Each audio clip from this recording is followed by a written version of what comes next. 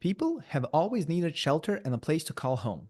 For a significant period of time, caves served that purpose. However, it is believed that around 12,000 years ago, the origins of architecture can be perceived following the existence of the first man made habitats. Since then, architecture has developed significantly, always presenting a bridge between objective requirements of the world around us and the subjective desires of the inhabitants, representing an amalgamation between technology and art. Its dual nature ensures that architecture remains a dynamic and captivating field. But, with so much already discovered, why continue to study architecture? Hey everyone, welcome to Marquitecta. My name is Marco, and I use my degree in architecture and digital fabrication, my expertise in the use of digital tools and design, and over a decade of experience as an academic researcher and a professor to share my knowledge about digital design tools in workshops and online courses. In this video, we go over the two topics that are hidden within the question of why study architecture. What is studying, and why architecture is so significant as a study subject. We can go over it from a local and personal standpoint, and from a more global and social standpoint on a broader level. So let's explore studying first with an interesting story. Imagine three people on a talk show. They are all familiar with a specific topic, let's say architecture, but have varying levels of knowledge. The first person is a first-year student of bachelor studies who has just started learning about the topic. The second is the master graduate student with 5 years of studying, and the third is a longtime professor in the field. And then a talk show host asks a question about a specific topic to all the participants. Let's say, what is the best construction system in architecture? The first-year student answers with a lot of confidence, having read the information about it recently in a book. The master graduate answers the question with less confidence and more uncertainty, having read more material than the first-year student. The professor has the most knowledge out of the three, but answers with certain reservations, having less confidence than the first-year student. Now, the question is, who would the audience believe, having no knowledge in the current field? If you thought the professor, you would be wrong. The shocking answer is the first-year student, due to the overwhelming confidence in giving the answer. High confidence makes the audience think that this person knows a lot about the subject, but the first-year student also does not know how much he does not know, and hence has succumbed to the Dunning-Kruger Effect. The Dunning-Kruger Effect is a cognitive bias in which people with low ability at a task overestimate their ability. Some famous examples often cited include individuals who have limited knowledge in a particular field but are convinced they are experts. However, it's important to approach this topic with empathy and understanding, as this effect is a common human tendency and can affect anyone. This is visible on this graph. The more you learn, the more confident you become. But after a while, you understand that there is so much that you don't know that you start losing the confidence. Eventually, you learn almost everything that exists and your confidence rises, but you are aware that you do not know what you don't know. So always approach things with reservations and precaution. As Neil deGrasse Tyson once said, "One of the great challenges in this world is knowing enough about a subject to think you're right, but not enough about the subject to know you're wrong." Even though Dunning-Kruger and Neil are contemporaries, this notion of confidence and knowledge is not anything new. Dating back even to ancient Greece, Socrates said, "All I know is that I know nothing." Even Ygritte knew this when she said, "You know nothing, Jon Snow." So now that we know how ignorant we are, let's see what we can do about it, how we can study better. First thing we need to understand is that studying is not the same as learning. Studying is just a process we undertake and methods we employ to try and accumulate certain knowledge within us, like reading, listening, writing, watching. Learning is the process of accumulating this knowledge in the brain, its retention in the long-term memory through the process of encoding. So let's observe how we are usually taught at school. Our current way of studying is to read all the necessary literature and memorize it by heart, which comes down to remembering a lot of terms, accumulating facts, and lots of it, which can be seen as just shoving the information down the throats of students and asking them to vomit it back up on a test before being declared a graduate. This way of studying only focuses on remembering, and according to Bloom's taxonomy, positions itself very low on the scale. The main reason is not encoding the data efficiently and hence impeding the learning process. By practicing this, we only have encyclopedic knowledge and no original thought of our own. And also, Matt Damon can come by, educate me about it, and then ask me, How do you like them apples? I don't want that. So in order to avoid this, we can integrate something that is called active recall. Active recall is a key study method that allows you to repeatedly test your brain to answer the questions or learn the topic. Many researchers have suggested that active recall can significantly boost your memory retention ability and improve your test performance. What is better, it can help you to establish connections within the facts in order to go higher according to Bloom's taxonomy, finally reaching the top and creating something new. So here's how you can do it. Basically, after you have been exposed to new information, you write down what you remember about it in your own words. In this way, you make your own connections in the brain that can help better information retention and the encoding process.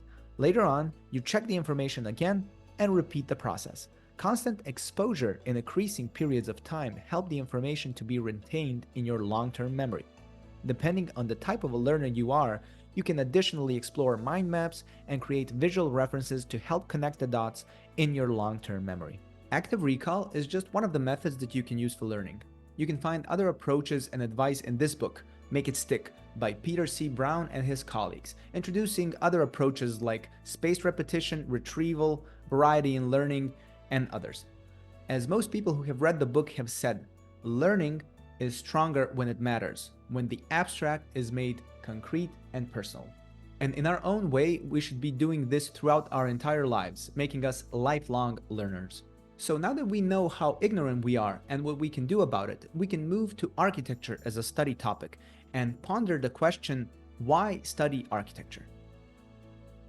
And there are a lot of answers. Some are construed by you, like I'm good at drawing, I'm good at math, I'm creative, or a team player, and so on. On the other hand, some answers are given to you by friends or family, emphasizing public recognition, prolonging the family architectural practice, steady paycheck, with some answers even coming from your surrounding through various online influences or shows from your daily life. Ted Mosby, architect. So whatever the case may be, it is certain that we are traveling from the local area of our own study desk and our own understanding of the world around us to actually establishing connections with the world around us in a more meaningful way, with the people around us on a social level and on a global level by intertwining various approaches and ideas that exist in the world around us. So when it comes to answering the question of why study architecture, the first thing that comes into mind is fulfillment. People say, find a job you love and you will never have to work a day in your life. Of course, this does not literally mean that you will not work, but it rather implies that if you love what you do, it feels more like a choice you made and less like a burden. By doing the things you love, it adds value and meaning to your life and fulfills your soul instead of taking vitality out of your life. This means that one way of practicing fulfillment while studying architecture is to actually enjoy the practice with all its nuances. One of the most famous architects in the world, Frank Gehry, said it best. That was the first time anybody liked anything I did. And it certainly made me feel good, and I kept doing more. Now, during his practice, Frank Gehry has developed a specific design approach, which is unique, being parodied in The Simpsons in a bit where the inspiration comes from a crumbled up piece of paper and the construction is bludgeoned by wrecking ball cranes to ensure curvilinear forms. This bit is partially in reference to one of his projects, the Disney Concert Hall. Given that this design project had a very rough design and fabrication phase, with Frank being accused of its failure, it was difficult to find any fulfillment in it. But when you love what you do and you enjoy it, you can care about reaching the final form. This is why you invest more of your time and effort, and in the end, it makes you feel good when the result speaks for itself. Having joy in fulfilling a certain project is more on a personal level.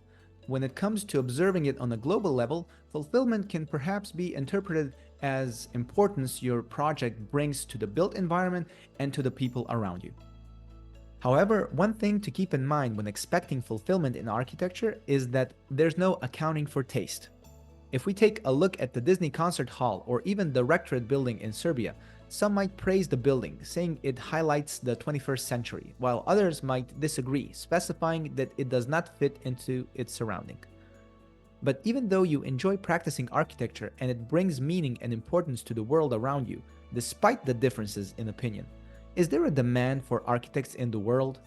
There's a high demand for architects or skilled professionals to design a new building, and this can be another answer to the question of why study architecture. But one thing to keep in mind is that architecture is a competitive field with a large number of people wanting to practice architecture in various ways. For example, in Canada, there was a shortage of workers in the period from 2019 to 2021, which means a high demand for architects, while now there is an estimate of a labor shortage for the period of 2022 to 2031, with around 5,700 people looking for a job and only 5,400 being available.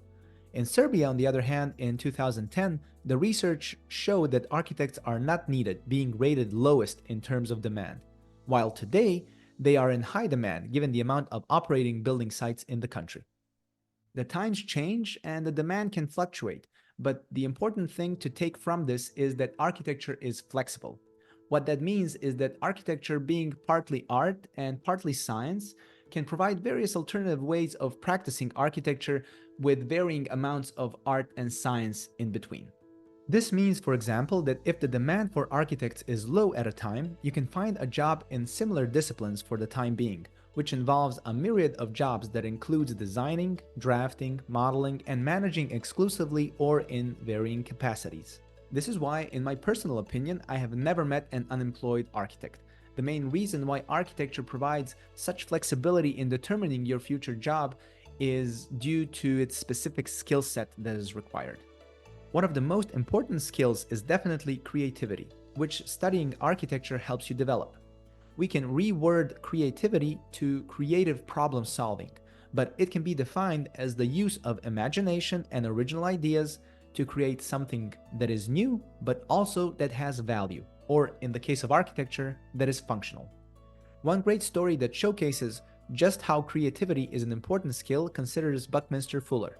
Having suffered the death of his child, he wondered what it would be like to utilize the technology and tools that are at our disposal to improve the life around us. As he said, I must reorganize the environment of man, by which then greater numbers of men can prosper. That's been my main undertaking. He saw that the way we utilize our resources and the way we build is inefficient, so he set out to design a structure that can be structurally sound, encapsulate the largest volume, and utilize minimum material. This is when he came up with the idea of a geodesic dome, a structure made completely out of linear elements and equilateral triangles. He used his imagination and available resources to creatively tackle the problems of his era and come up with something new and functional. His idea was presented at the Montreal Expo of 1967, having been the #1 attraction. But creativity alone cannot prosper without proper organizational skills. By studying architecture, an innate urgent desire to stay organized is developed due to time restrictions and time management. Developing this skill allows you to be productive and complete all the tasks. But one important thing to keep in mind is the notion of done, not perfect. This means that even though you can create something new over and over, you need to know when to stop and produce the final result within the time limit. However, these skills do not mean much in an architectural setting without having someone to share the ideas with and work in a team. Aristotle said that the whole is greater than the sum of its parts. While this works for architecture, it can be applied here to mean that effective teamwork produces better design solutions than each of the team members would on their own. This is further highlighted in the allegory of the cave, where Plato specifies that people only see shadows of the real world, or on a deeper note, only flawed reflections of ideal forms. Only by combining our views we are more likely to come up with a more comprehensive and broad idea. Personal joy and importance, job demand and flexibility, an impressive skill set. These are the main reasons why to study architecture. But we have to tackle the notion of worthiness. Worthiness can be seen as a quality that brings a certain merit or value. In this case, we can start with the global scale and address the worthiness of studying and practicing architecture in reference to our environment. For example, the construction industry is responsible for nearly 40% of the global CO2 emission. If architecture is causing our environment to become endangered, then is it worth it to study and practice it in the end? Is it possible to change? As Buckminster Fuller said, "You never change things by fighting the existing reality. to change something, build a new model that makes the existing model obsolete. Hence, when the decision makers can make a choice, be there to offer better solutions, a more creative, out-of-the-box thinking that can make practicing architecture worth it for the future generations. However, apart from the worthiness of preserving the environment, we have to go from the global level to the local and more personal one, focusing on tradition and the value system that is present in the current architectural language and the genius loci. This is best demonstrated in a TED Talk by Xi Zhang when saying, "Old neighborhoods are discarded and replaced by gigantic building blocks throughout the country legally." That's what happened in Beijing and in many, many cities in China. When I see these pictures, I feel really sad. It's about the relation created by the building with the context and its contribution to the society and nature. This can be seen in Serbia as well, where the economic development pushes the traditional values to a more globalized value system, as is the case with the Armenian church that has been removed to make way for the pedestrian pathway. The values are questioned further when the adjacent facade is copied and placed onto a new building in trying to preserve the traditional values. The environmental and the traditional values are observed more on a larger scale, but in the end we have to evaluate our own existence and wonder about our personal worthiness or the paycheck. In Serbia, the pay grade is shown like this, but according to my experience and information, it does not work like that. If we start with the lowest pay grade, it is not what is usually offered. The problem is the experience that is lacking and the skill set that has to be custom tweaked to the bureau's requirements and clientele. However, working even an intern position helps you realize if this real-world setting works for you, if it is challenging enough, and helps you develop experience and a portfolio by working on interesting projects. The more skills you have that are relevant in the field, the more you can be paid, especially if you want to start your own bureau and make your imprint on the world. Some great tips are given by Eric Reinhold in his book, The Architect Entrepreneur, which can help with starting your own architectural firm and along the way getting inspired by Eric's intrinsic workflow and decision-making process. So in today's video, we have observed some basic tips on studying and how to get a more effective approach to learning, and then observed architecture as our main topic and point of interest, trying to answer the question of why study architecture. What is your reason for studying architecture? Are there any things you wish you knew before starting? Share your stories with the community in the comment section below.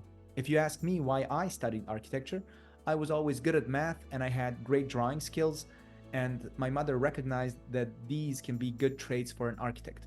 However, having talent in something is like showing you the pathway.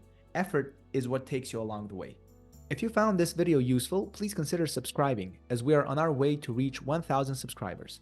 I thank you for your time and I'll see you in the next video. Bye.